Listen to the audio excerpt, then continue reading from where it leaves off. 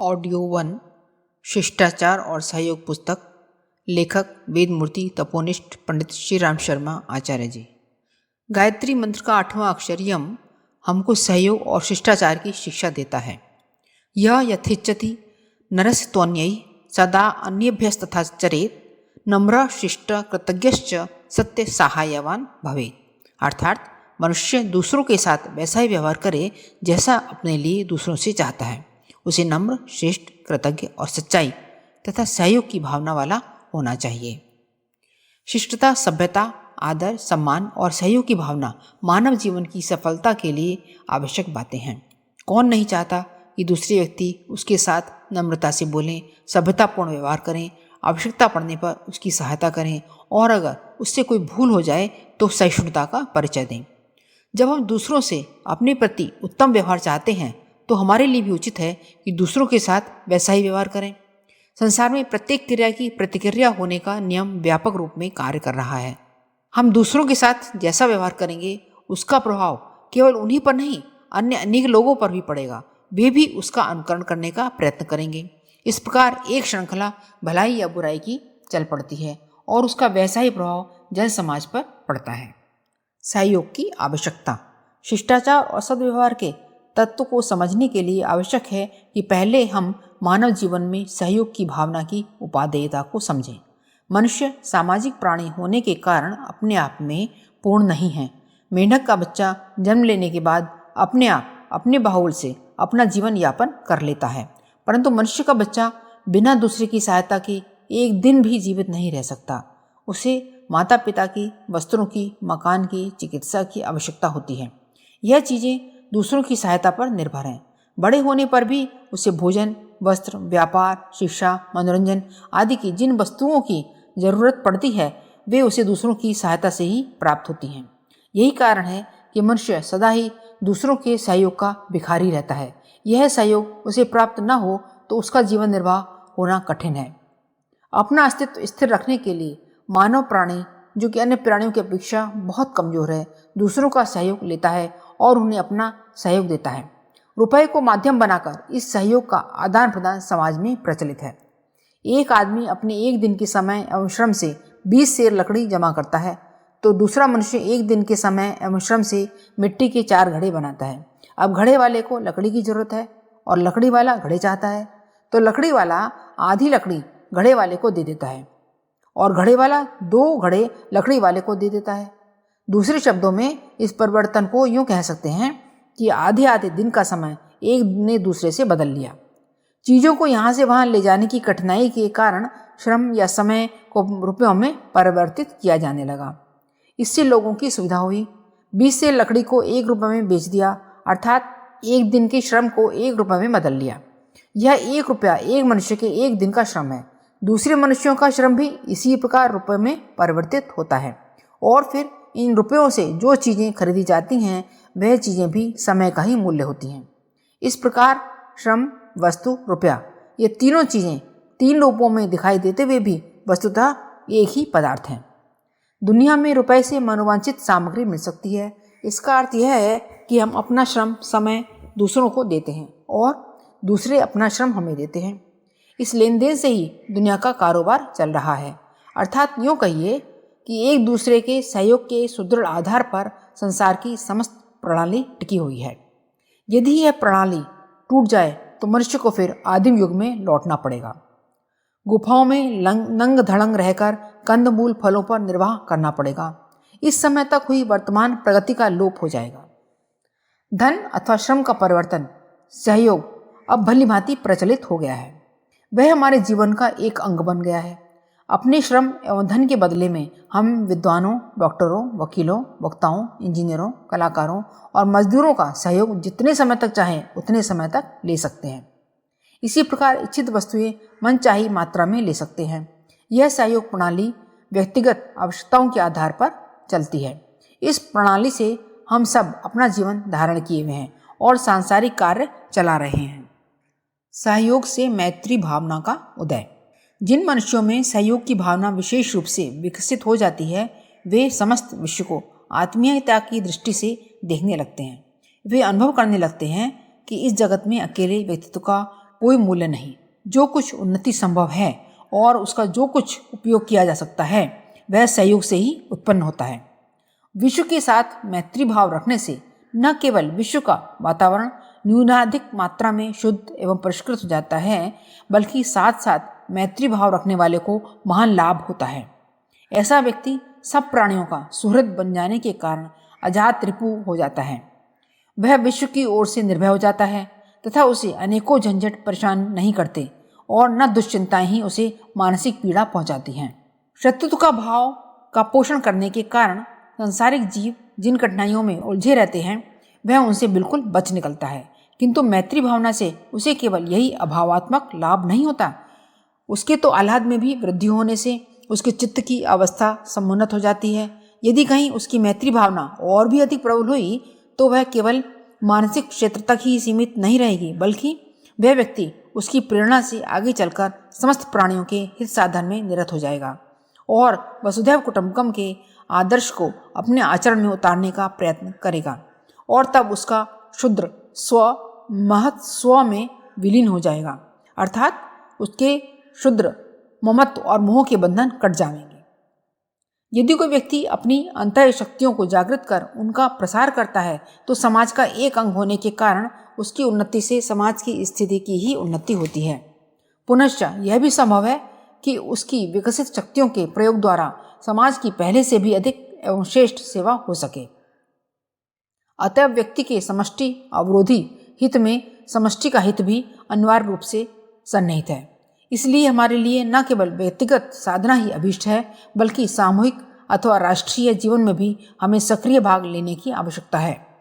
हमें न केवल स्वतः ही मुक्ति के पथ पर अग्रसर होना पड़ेगा, वरन दूसरों को भी इसी पथ पर अग्रसर होने के लिए प्रेरित करना पड़ेगा। तभी हमारे जीवन में पूर्णता आ सकेगी, तभी हम वास्तविक अर्थ में विश्व मित्र हो सकेंगे और तभी हमारा सार्वभौम प्रेम फलदायक होगा। भगवान बुद्ध इस तत्व से पूर्णतया परिचित थे और इसीलिए उन्होंने यह इच्छा प्रकट की थी कि उनकी व्यक्तिगत मुक्ति तब तक न होगी जब तक कि विश्व का प्रत्येक जीव मुक्त न हो जाएगा।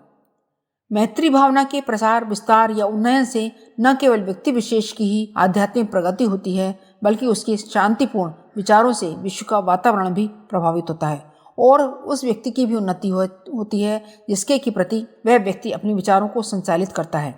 इस तरह उस व्यक्ति के चारों ओर एक अच्छा वातावरण तैयार हो जाता है, जिससे कि उस व्यक्ति के लिए विश्व से तादात्म्यता की प्राप्ति के लिए अनुकूल परिस्थितियां भी उत्पन्न होने लगती हैं। किंतु प्रेम भाव से व्यवहार करने वाले मनुष्य को भी अनेकों अवसरों पर शत्रुता का व्यवहार करने वाले लोगों से सामना करना पड़ता है, जिससे कि उसकी प्रगति अबाध गति से नहीं हो पाती। ऐसे अवसरों पर धैर्य नहीं खोना चाहिए और यह विश्वास रखना चाहिए कि जो लोग आज शत्रुता का व्यवहार करते हैं वे आगे चलकर अवश्य ही मित्रता का व्यवहार करने वाले बन जाएंगे। जिस तरह घृणा सूचक भावों के उत्तर में घृणा के प्रयोग से घृणा की वृद्धि होती है, उसी प्रकार प्रेम और मैत्री भाव के बार बार प्रयोग होने से प्रेम भाव की वृद्धि होती है। इस तरह उस व्यक्ति का वास्तविक आत्मविकास होता है और तब वह हमारी तथा हमारी प्रेम पथ की श्रेष्ठता आत्मविकास के कारण अनुभव करने लगता है। वह नतमस्तक हो जाता है और फिर शत्रु से मित्र भी बन जाता है। किंतु यह तभी संभव है जबकि हम मनुष्य की आसुरी प्रकृति पर उसकी दैवी प्रकृति की अंतिम विजय में विश्वास रखें। जो यह विश्वास नहीं रखता उसका सदाचारी होना बड़ा कठिन प्रतीत होता है। यह विश्वास कि प्रत्येक व्यक्ति में जो अंतर द्वंद्व होता रहता है उसमें अंतिम विजय उसकी दैवी प्रकृति की ही होगी, अर्थात यह दृढ़ धारणा कि प्रत्येक व्यक्ति सत्य उन्मुख है हमें घृणा विहीन बनाए रखने के लिए अति आवश्यक है। इसलिए यदि हम दूरदर्शिता खोकर किसी मनुष्य की वर्तमान परिस्थिति से ही उसके भले या बुरे होने की धारणा बनाने की भूल करेंगे और इस तरह उसे उसकी भावी उन्नत स्थिति के प्रकाश में भी देखना स्वीकार न करेंगे तो यह निश्चित ही है कि हम अवश्य ही धोखा खाएंगे। अतः यदि हम यथार्थवादी हैं तो हमें स्मरण रखना चाहिए कि आदर्शोन्मुख यथार्थवादी हमारी जीवन समस्याओं का एकमात्र हल है। इसके अतिरिक्त इस तरह के विश्वास से हमको एक और प्रकार की भी सहायता प्राप्त होती रहती है। यदि यह विश्वास हमारे गले उतर जाए तो यह निश्चित है कि यह विश्वास हमें अंतिम विजय की सदा याद दिलाता रहेगा और हमें उत्साह, स्फूर्ति, शक्ति और धैर्य प्रदान करता रहेगा। सात्विक व्यक्ति के लिए सत्य की अंतिम विजय में विश्वास रखना परम आवश्यक है, क्योंकि बिना इस विश्वास के धैर्य उत्साह होना कठिन है। सहयोग और शिष्टाचार का संबंध। सहयोग के महत्व को तो प्रायः सभी लोग स्वीकार कर लेते हैं, क्योंकि वर्तमान समय में मनुष्य की जीवन निर्वाह प्रणाली और सामाजिक व्यवस्था ऐसी पेचीदा हो गई है कि एक मनुष्य बिना दूसरे मनुष्यों के सहयोग के एक दिन भी नहीं चल सकता। परंतु इस बात को बहुत कम लोग जानते हैं कि वास्तविक सहयोग प्राप्त करने का क्या उपाय है। सहयोग की वृद्धि करने और उसे स्थायी बनाने का मुख्य साधन उत्तम व्यवहार है, और उत्तम व्यवहार का एक बहुत बड़ा अंग शिष्टाचार है। मनुष्य शिष्टाचार के द्वारा ही दूसरे व्यक्तियों को अपनी सभ्यता और संस्कृति का परिचय देकर उनको अपना मित्र, सहायक, हितैषी या अनुगामी बना सकता है। एक महापुरुष का कथन है, मुझे बोलने दो, मैं विश्व को विजय कर लूँगा। सचमुच शिष्टाचार युक्त मधुर वाणी से अधिक कारगर हथियार और कोई इस दुनिया में नहीं है। जिस आदमी में ठीक तरह उचित रीति से बातचीत करने की क्षमता है, समझिए कि उसके पास एक बहुमूल्य खजाना है।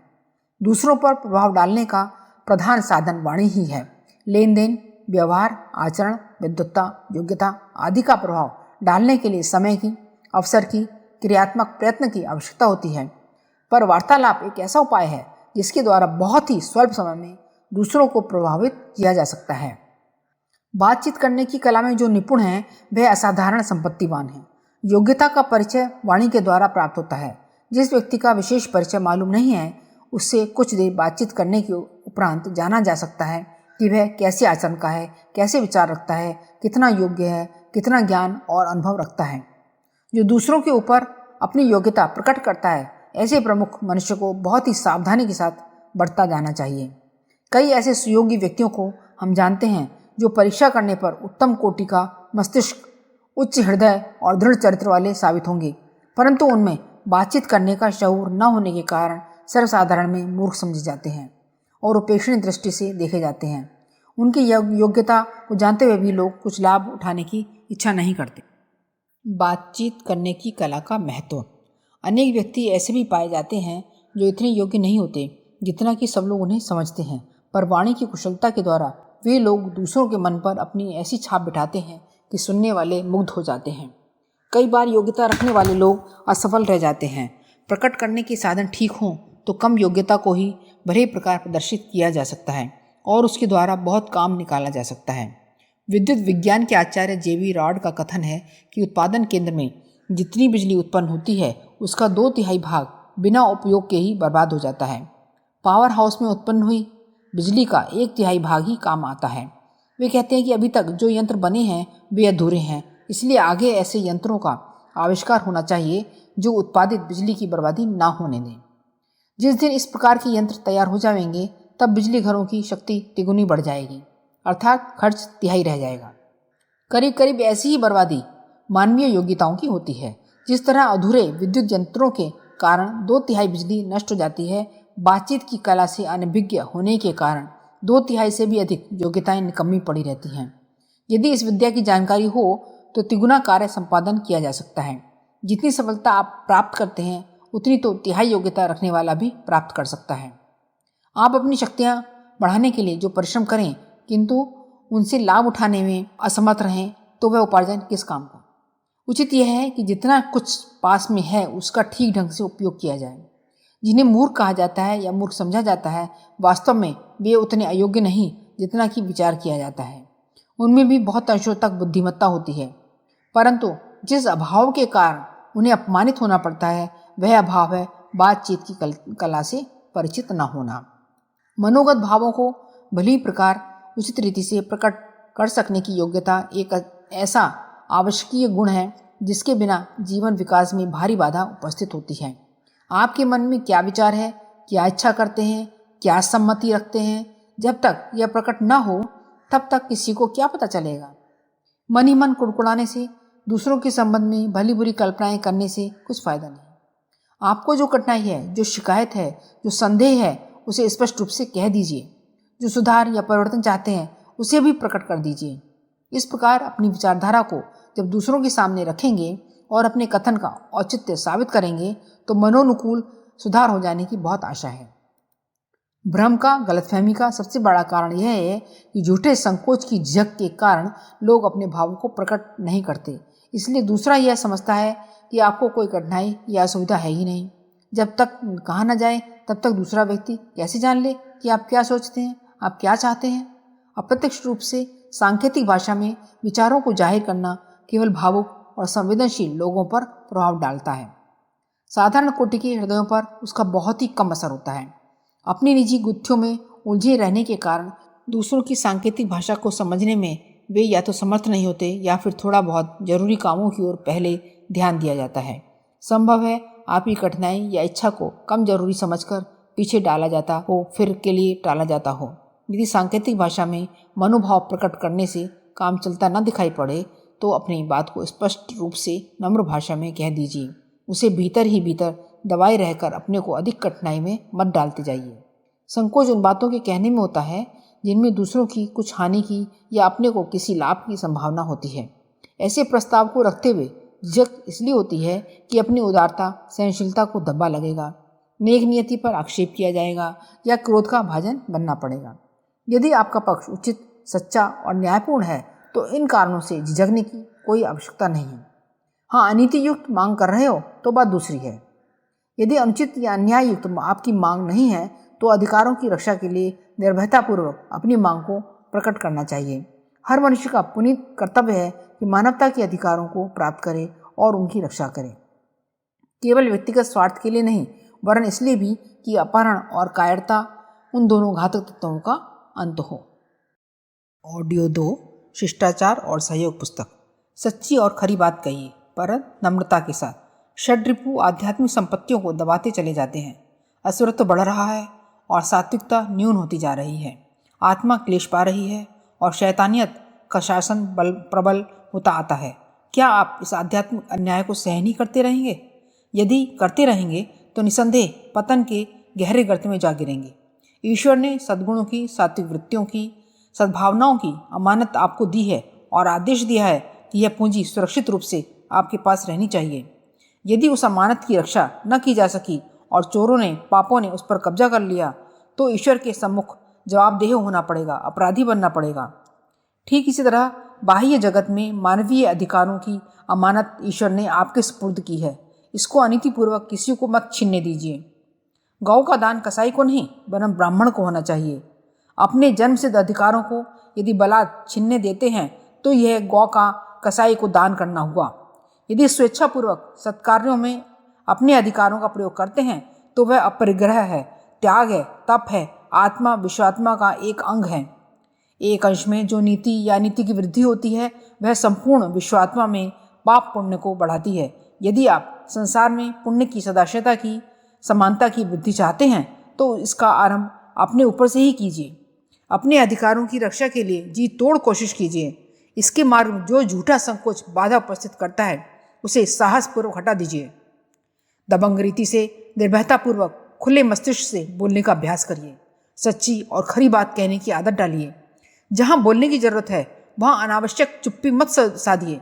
ईश्वर ने वाणी का पुनीत दान मनुष्य को इसीलिए दिया है कि अपने मनोभावों को भली प्रकार प्रकट करे, भूले हुओं को समझाए, भ्रम का निवारण करें और अधिकारों की रक्षा करें। आप झेपा मत कीजिए। अपने को ही समझने या मुंह खोलते हुए डरने की कोई बात नहीं है। धीरे धीरे गंभीरतापूर्वक मुस्कुराते हुए स्पष्ट स्वर में सद्भावना के साथ बातें किया कीजिए और खूब किया कीजिए। इससे आपकी योग्यता बढ़ेगी, दूसरों को प्रभावित करने में सफलता मिलेगी, मन हल्का रहेगा और सफलता का मार्ग प्रशस्त होता चला जाएगा। ज़्यादा बकबक करने की कोशिश मत कीजिए। अनावश्यक, अप्रासंगिक, अरुचिकर बातें करना, अपनों के आगे किसी की सुनना ही नहीं, हर घड़ी चबर चबर जीभ चलाते रहना, बेमौके बेसुरा राग अलापना, अपनी योग्यता से बाहर की बातें करना, शेखी बगाड़ना वाणी के दुर्गुण हैं। ऐसे लोगों को मूर्ख, मुंहफट और असाध्य समझा जाता है। ऐसा न हो कि अधिक वाचालता के कारण इसी श्रेणी में आप भी पहुंच जाएं। तीक्ष्ण दृष्टि से परीक्षण करते रहा कीजिए कि आपकी बात को अधिक दिलचस्पी के साथ सुना जाता है या नहीं। सुनने में लोग ऊबते तो नहीं हैं, उपेक्षा तो नहीं करते। यदि ऐसा हो तो वार्तालाप की त्रुटियों को ढूंढिए और उन्हें सुधारने का उद्योग कीजिए, अन्यथा बक्की झक्की समझकर लोग आपसे दूर भागने लगेंगे। अपने लिए या दूसरों के लिए जिसमें कुछ हित साधन होता हो ऐसी बातें करिए। किसी उद्देश्य को लेकर प्रयोजन युक्त भाषण कीजिए, अन्यथा चुप रहिए। कड़वी, हानिकारक, दुष्ट भावों को भड़काने वाली भ्रमपूर्ण बातें मत कहिए। मधुर, नम्र और विनययुक्त, उचित और सद्भावना युक्त बातें करिए, जिससे दूसरों पर अच्छा प्रभाव पड़े, उन्हें प्रोत्साहन मिले, ज्ञान वृद्धि हो, शांति मिले तथा सन्मार्ग पर चलने की प्रेरणा हो। ऐसा वार्तालाप एक प्रकार का वाणी का तप ही है। दूसरों से वार्तालाप करने के विशेष नियम। हमारी बातचीत समयानुकूल और प्रभावशाली हो और उससे कोई उद्देश्य पूरा हो सके, इसके लिए सावधानी की बड़ी भारी आवश्यकता है। जिन लोगों में प्रकृति ने यह गुण स्वाभाविक रूप से दिया है, उनकी तो कोई बात नहीं, पर अन्य लोगों को अपने से श्रेष्ठ व्यक्तियों की संगति और शिक्षाप्रद पुस्तकों से भी इन बातों को सीखना चाहिए और प्रयत्नपूर्वक उनका अभ्यास करना चाहिए। इस संबंध में कुछ नियम नीचे दिए जाते हैं। पहला, जिस तरह से तुम अच्छी किताबों को केवल अपने लाभ के लिए चुनते हो, उसी तरह से साथी या समाज भी ऐसा चुनो जिससे कि तुम्हें कुछ लाभ हो। सबसे अच्छा मित्र वही है कि जिससे अपना किसी तरह से सुधार हो अथवा आनंद की वृद्धि हो। यदि उन साथियों से तुम्हें कुछ लाभ नहीं हो सकता, तो तुम उनके आनंद और सुधार की वृद्धि करने का प्रयत्न करो, और यदि उन साथियों से तुम कुछ लाभ नहीं उठा सकते या उनको तुम स्वयं कुछ लाभ नहीं पहुंचा सकते, तो तुम तुरंत उनका साथ छोड़ दो। अपने साथियों के स्वभाव का पूरा ज्ञान प्राप्त करो। यदि वे तुमसे बड़े हैं तो तुम उनसे कुछ न पूछो और वे जो कहें उसे ध्यानपूर्वक सुनो। यदि छोटे हैं तो तुम उनको कुछ लाभ पहुंचाओ। तीसरा, जब परस्पर की बातचीत नीरस हो रही हो तो तुम कोई ऐसा विषय छोड़ दो जिस पर सभी कुछ न कुछ बोल सकें। तो तुम कोई ऐसा विषय छेड़ दो जिस पर सभी कुछ न कुछ बोल सकें और जिससे सभी मनुष्यों की आनंद की वृद्धि हो। परंतु तब तक ऐसा करने के अधिकारी नहीं हो जब तक तुमने नया विषय आरंभ करने के पहले कुछ न कुछ नए विषय का ज्ञान प्राप्त न कर लिया हो। चौथा, जब कुछ नई महत्वपूर्ण अथवा शिक्षाप्रद बात कही जाए तब उसे अपनी नोटबुक में दर्ज कर लो, उसका सारांश रखो और कूड़ा कचरा फेंक दो। पांचवा, तुम किसी भी समाज में अथवा साथियों के संग आते जाते पूरे समय मौन व्रती मत बनो। दूसरों को खुश करने का और उनको शिक्षा देने का प्रयत्न अवश्य करो। बहुत संभव है कि तुमको भी बदले में कुछ आनंदवर्धक अथवा शिक्षाप्रद सामग्री मिल जाए। जब कोई कुछ बोलता हो तो तुम आवश्यकता पड़ने पर भले ही चुप रहा करो, परंतु जब सब लोग चुप हो जाते हैं तब तुम सबों की शून्यता को भंग करो। सब तुम्हारे कृतज्ञ होंगे। छठा, किसी बात का निर्णय जल्दी में मत करो, पहले उसके दोनों पक्षों का मनन कर लो। किसी भी बात को बार बार मत कहो। सातवां, इस बात को अच्छी तरह से याद रखो कि तुम दूसरों की त्रुटियां, दोषों को जिस दृष्टि से देखते हो वे भी उसको उसी दृष्टि से तो नहीं देखते। इसलिए समाज के सम्मुख किसी मनुष्य के दोषों एवं स्वतंत्रतापूर्ण आक्षेप, कटाक्ष अथवा टीका टिप्पणी करने का तुमको अधिकार नहीं है। आठवां, बातचीत करते समय अपनी बुद्धिमत्ता दिखाने का व्यर्थ प्रयत्न मत करो। यदि तुम बुद्धिमान हो तो तुम्हारी बातों से मालूम हो सकता है। यदि तुम प्रयत्न करके हमेशा अपनी बुद्धिमानी प्रकट करना चाहोगे तो संभवतः तुम्हारी बुद्धिहीनता अधिकाधिक प्रकट होती जाएगी। नौवां, किसी की बात यदि तुम्हें अपमानजनक या किसी तरह से गुस्ताखी की मालूम हो तो भी कुछ देर तक चुप रहने का प्रयत्न करो। ऐसा भी हो सकता है कि वह बात तुम्हारे स्वभाव के कारण तुम्हें खराब मालूम हो, परंतु सब लोगों को अच्छी मालूम हो, और यदि बात ऐसी हुई तो तुम्हें कुछ देर तक चुप रहने के लिए कभी भी पछताना नहीं पड़ेगा, बल्कि तुम धैर्य का एक नया पाठ सीखते चले जाओगे। 10वां, तुम स्वयं स्वतंत्रतापूर्वक तथा सरलतापूर्वक बातचीत करो और दूसरों को भी ऐसा ही करने दो। अमूल्य शिक्षा को अल्प समय में प्राप्त करने का इससे बढ़कर साधन संसार में नहीं है। मिलने जुलने का शिष्टाचार। किसी से भेंट करने के लिए जाते समय आपको उसके सुभीते का अवश्य ध्यान रखना चाहिए। बिना किसी अनिवार्य आवश्यकता के दिन निकलते ही, भोजन के समय, ठीक दोपहरी में या अधिक रात गए किसी के यहाँ नहीं जाना चाहिए। किसी के घर बिना काम बार बार जाना भी उचित नहीं है। यद्यपि घनिष्ठ मित्र एक दूसरे के यहाँ दिन में कई बार बिना संकोच जाते हैं, पर इस अवसर पर भी शिष्टाचार का ध्यान रखना पड़ता है।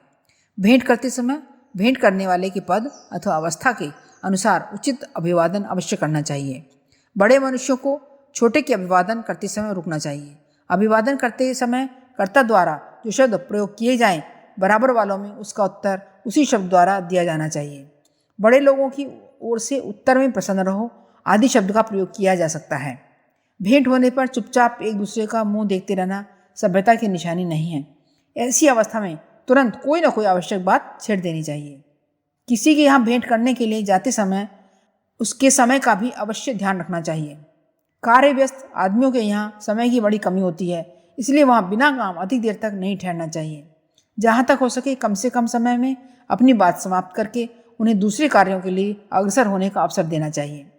यदि कोई व्यक्ति बातचीत में उदासीनता, शिथिलता या उकताहट दिखाए तो समझना चाहिए कि उसे अब अधिक बात करने का सुविधा नहीं है। इसलिए ऐसा संकेत पाकर वहाँ से जल्दी अपनी बात समाप्त करके चलने का उपक्रम करना चाहिए। चलते समय यदि आपसे कुछ देर और बैठने का आग्रह किया जाए तो कुछ समय पश्चात आज्ञा लेकर वहाँ से चलना चाहिए। दिन में एक से अधिक बार भेंट होने पर हर बार मिलने पर अभिवादन किया जा सकता है।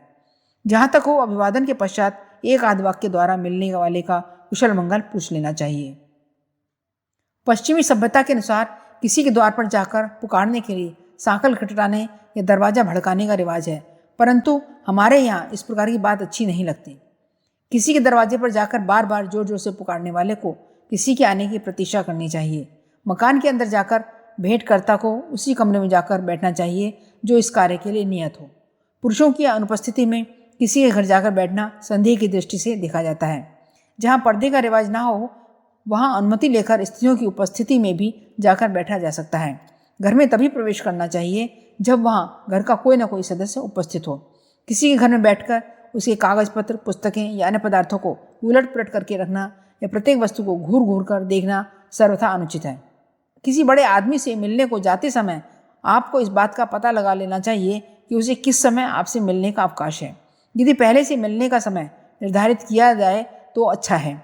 नियत समय पर जाकर पहले आपको अपने आने की सूचना चिट्ठी लिखकर या जवानी किसी आदमी के द्वारा उक्त सज्जन के पास पहुंचा देनी चाहिए। बुलाए जाने पर उसके पास जाकर आपको उसकी अनुमति से उपयुक्त आसन ग्रहण करना चाहिए और संक्षेप में अपनी भेंट का तात्पर्य समझा देना चाहिए। कार्य हो जाने पर केवल थोड़ी देर बैठकर पूर्वोक्त महानुभाव से आज्ञा लेकर चला आना उचित है। जिस तरह किसी के यहाँ बार बार जाना अनुचित है, उसी तरह किसी के यहाँ कभी न जाना भी उचित नहीं है।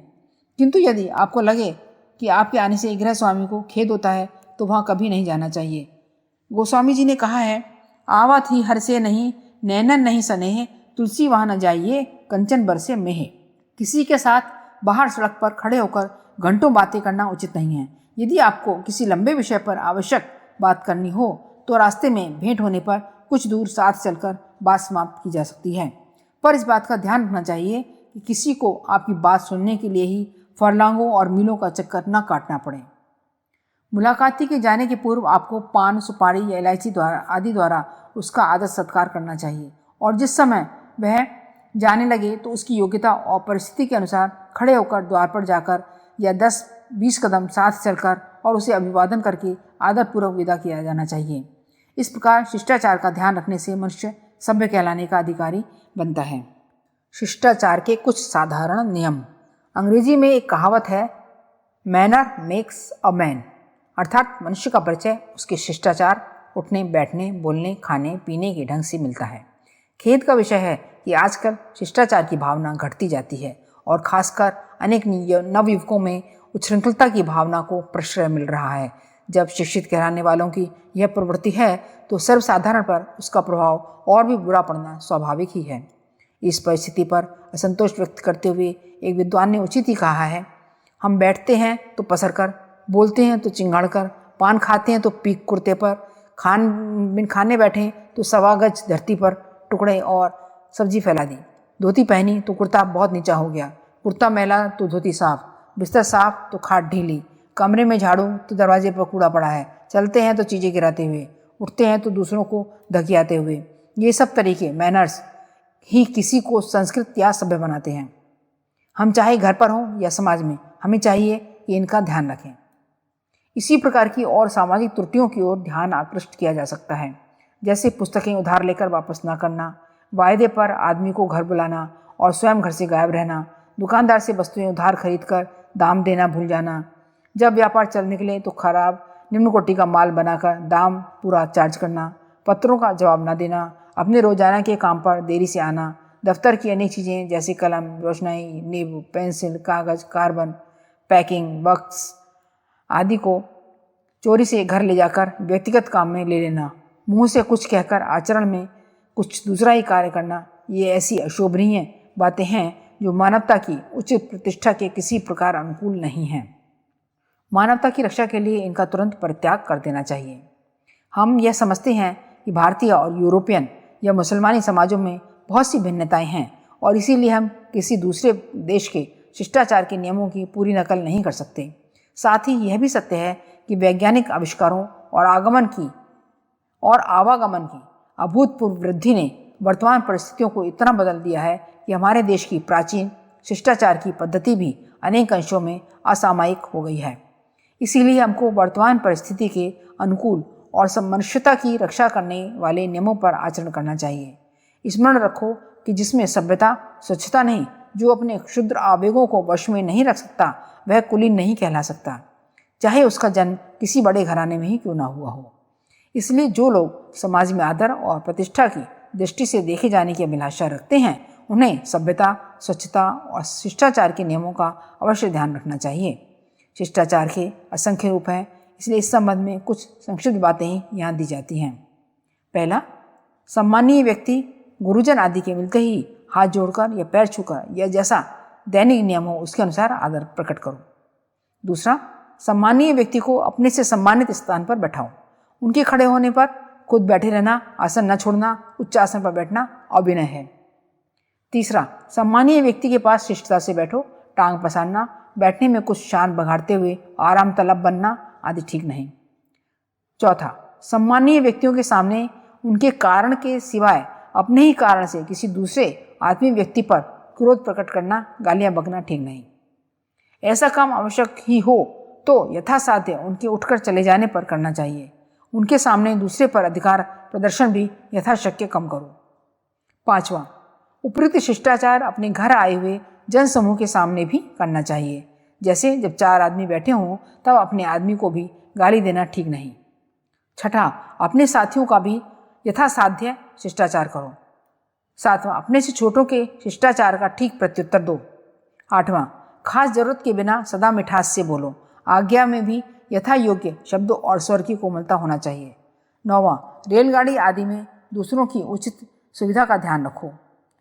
10वां, गुरुजनों, महिलाओं तथा जो लोग धूम्रपान नहीं करते उनके सामने खासकर पास से धूम्रपान मत करो। 11वां, साधारण दृष्टि से जो काम शारीरिक श्रम का हो वह काम अगर तुम्हारे बड़े करते हों तो तुम उस काम को ले लो या उसमें शामिल हो जाओ। 12वां, प्रवास में महिलाओं की सुविधा का पूरा ख्याल रखो। 13वां, दूसरों का नंबर मारकर आगे मत बढ़ो। यह बात टिकट लेने, पानी भरने आदि के बारे में ही है, आत्मविश्वास की दृष्टि से नहीं। 14, साइकिल से गिर पड़ने आदि किसी के संकट में हंसो नहीं। दुर्घटना में सहानुभूति प्रकट कर सको तो करो, नहीं तो कम से कम चुप जरूर रहो। 15वां, साधारणतः अपने मुंह से अपनी तारीफ मत करो, न अपने कामों का झूठा और अतिशयोक्तिपूर्ण अविश्वसनीय वर्णन करो।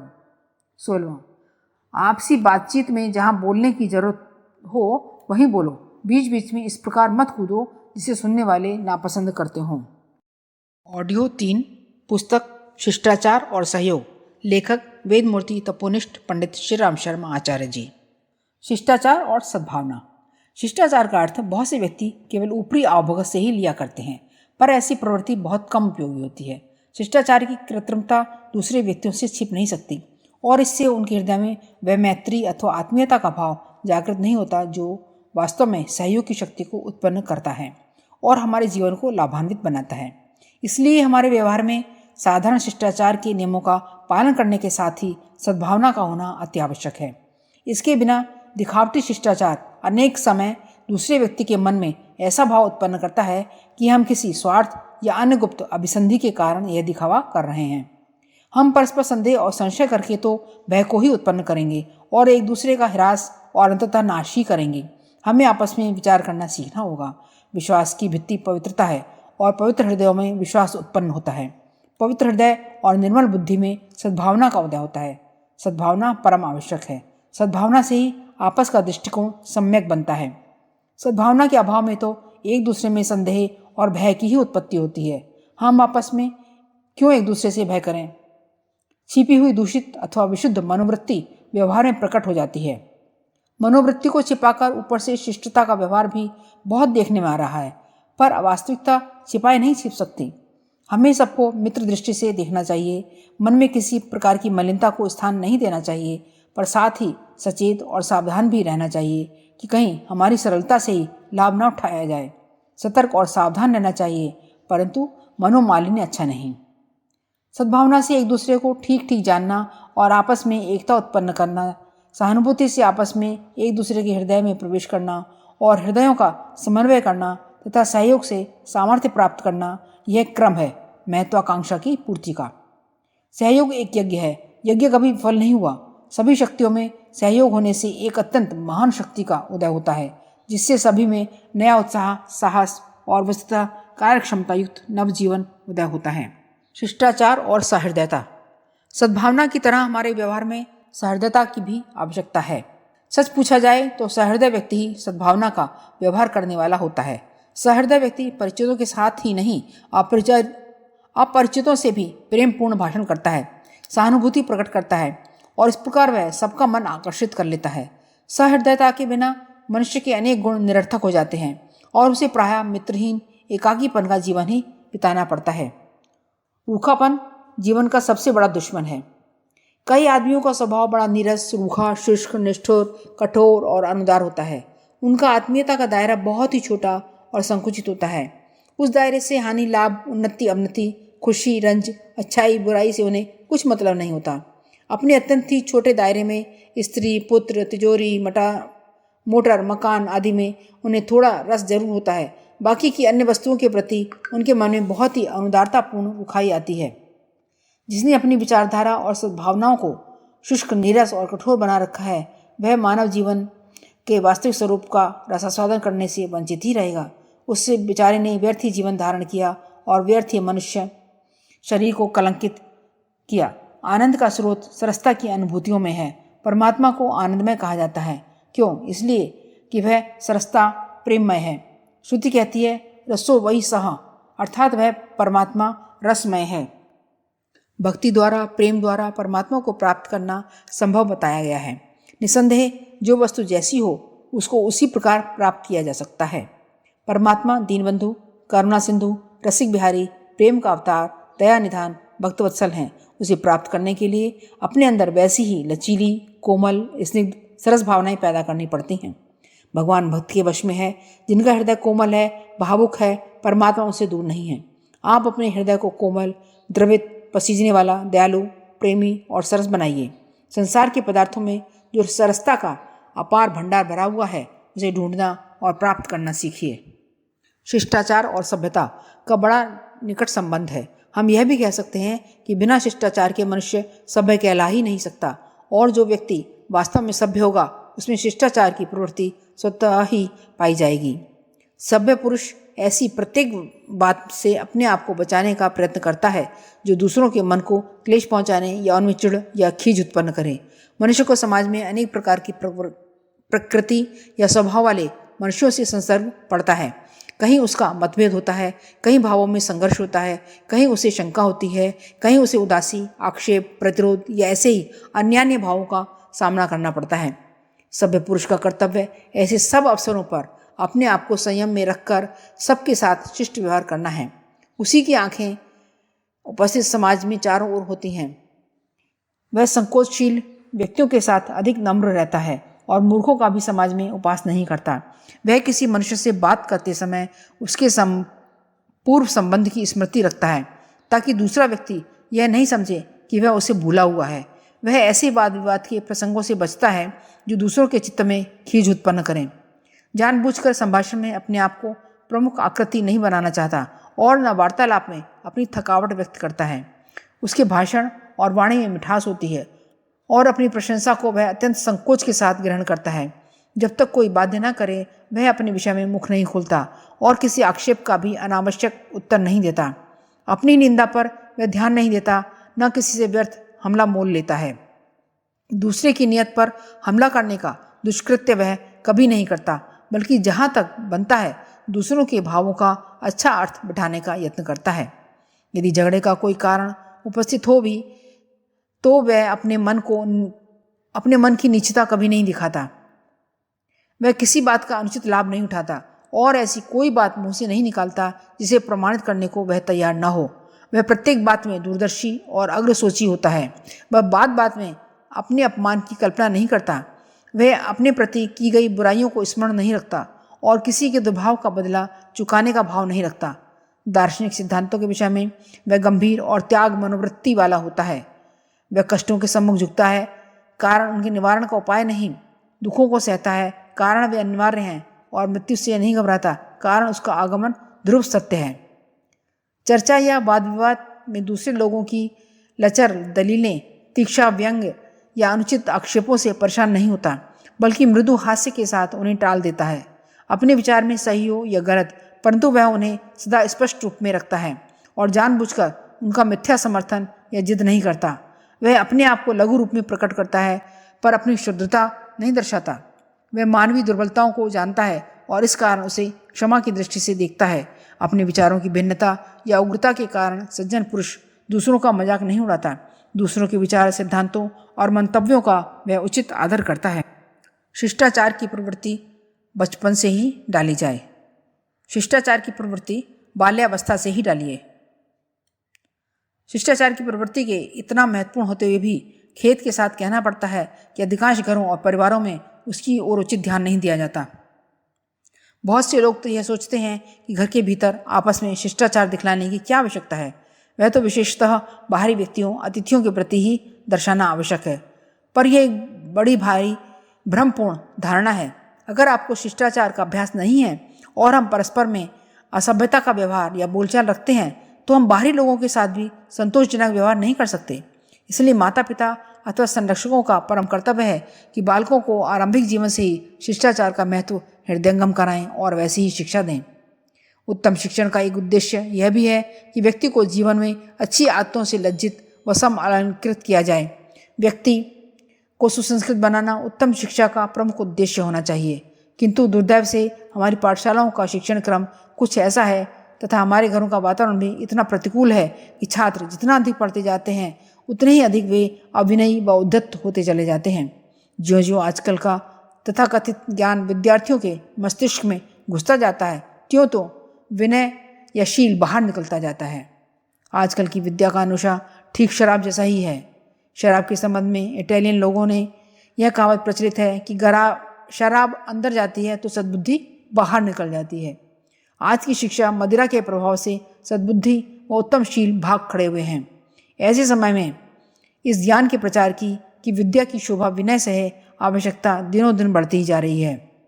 विद्यार्थियों को विनयशील बनाने के लिए भगीरथ जैसे प्रयत्न की आवश्यकता नहीं है, बल्कि यदि हम चौकन्ने रहें, असावधानी व प्रमाद को स्थान न दें, तो हमें अनेक छोटे छोटे ऐसे अवसर प्राप्त होंगे जिनका सदुपयोग कर हम बालकों को अपनी इच्छानुसार विनय और शील संपन्न बना सकते हैं। बच्चे अभिनयी इसलिए होते हैं कि न तो स्वयं हम सतत व्यवहार करते हैं और न स्वयं बच्चों को सुसंयत रहने की क्षमता रखते हैं। बच्चा हमारे सामने अपने बड़े भाई बहन का या स्वयं हमारा ही नाम लेता है तो हम हंस देते हैं। हम सोचते हैं कि बच्चा शब्दों का उच्चारण करना सीख रहा है तो उसे सफल होते देख प्रसन्न उठते हैं। हमारा बच्चा जब अन्य बच्चे को गाली देता है या अपने से बड़े किसी व्यक्ति को छड़ी से मारता है तो उसे के साहस को देखकर हमें प्रसन्नता होती है। बच्चा जब हमारी आज्ञा को टाल देता है तो हम भी आज्ञा पालन पर जोर नहीं देते और फिर जब बड़ा होकर वह पूर्णतः उच्छृंखल, निरंकुश और उद्धत हो जाता है तब हम अपने भाग्य को कोसते हैं। जो वातावरण हम उनके सामने उपस्थित करते हैं उस वातावरण में पलने वाला बालक उद्धत और अभिनयी ना हो तो क्या हो, दोष हमारा है और हम सदैव दैव को दोष देते हैं। इस दयनीय परिस्थिति से त्राण पाने के लिए हमें अपने बच्चों के लिए सुंदर और स्वस्थ परिस्थिति का निर्माण करना होगा। सुंदर वातावरण व मानसिक परिस्थितियों का निर्माण शिक्षा का मुख्य उद्देश्य होना चाहिए। कारण यह है कि किसी विशेष परिस्थिति में बालकों को रखने का अर्थ है उन्हें दूसरी परिस्थितियों से साफ दूर रखना। यदि हम बालकों के लिए अच्छी परिस्थिति का निर्माण कर देंगे तो वे बिना प्रयास बुराइयों से बचे जाएंगे, क्योंकि एक अच्छे वातावरण में रहने वाला बालक दूसरे वातावरण के कार्य कर ही नहीं सकता। उदाहरणार्थ, नित्य माता पिता को प्रणाम करने वालों के लड़के न अपने माता पिता को गाली दे सकते हैं, न मार सकते हैं और न उनका नाम ले सकते हैं। अतएव हमें अपने बच्चों को सुंदर वातावरण में रखकर बुरे वातावरण से इतनी दूर रखना चाहिए कि बुरे वातावरण में पले हुए व्यक्तियों जैसे आचरण करना उनके लिए कठिन हो जाए। सुंदर वातावरण में रहने से बालक अपने आप बुरे वातावरण व उसके प्रभाव से दूर रहेंगे। अतः जो लोग चाहते हों कि उनके बच्चे विनयशील निकलें, उन्हें अभी से वैसा वातावरण तैयार करने का प्रयत्न करना चाहिए। बालक के जन्म से पहले ही यह प्रयत्न हो जाना चाहिए। यदि दुर्भाग्यवश प्रारंभ से ही हमने वातावरण को सुधारने का प्रयत्न नहीं किया है तो भी हमें हताश नहीं होना चाहिए। जब से हम सुधार करना प्रारंभ करेंगे तब से ही हमें प्रयत्नों का फल मिलना शुरू हो जाएगा। सत प्रयत्न कभी निरर्थक नहीं होते। कल्याणकारी कर्मों को करने वाला कभी दुर्गति को प्राप्त नहीं होता। अतः जब से हम चेत जाएं तभी से सत प्रयत्न आरंभ कर दें। कल्पना करिए कि आप अपने माँ बाप या अन्य गुरुजनों के प्रति प्रातःकाल चरण स्पर्श करेंगे तो आपके बच्चे आपकी इस रीति से प्रभावित हुए बिना नहीं रहेंगे। उनके कोमल चित्त पर अदृश्य रूप में पवित्र संस्कार जमा होते जाएंगे और बड़े होने पर भी वे आपके इस आचरण का अनुकरण करेंगे। माता पिता को प्रणाम करने का पवित्र भाव आप पर भी पड़ेगा। यदि आपके गुरुजनों की धारणा आपके प्रति अभी तक अच्छी नहीं रही है तो आपके प्रणाम करने का तात्कालिक असर यह होगा कि उनकी भावनाएं आपके प्रति शुद्ध हो चलेंगी और आपको उनका आशीर्वाद मिलना प्रारंभ हो जाएगा। यदि आपके प्रति उन्होंने कुछ गलत धारणाएं बना ली हैं तो वे गलत धारणाएं धीरे धीरे काफूर हो जाएंगी और सच मन से वे आपके लिए शुभकामनाएं करेंगे जो निष्फल नहीं होंगे। शिष्टाचार, सहयोग और परोपकार।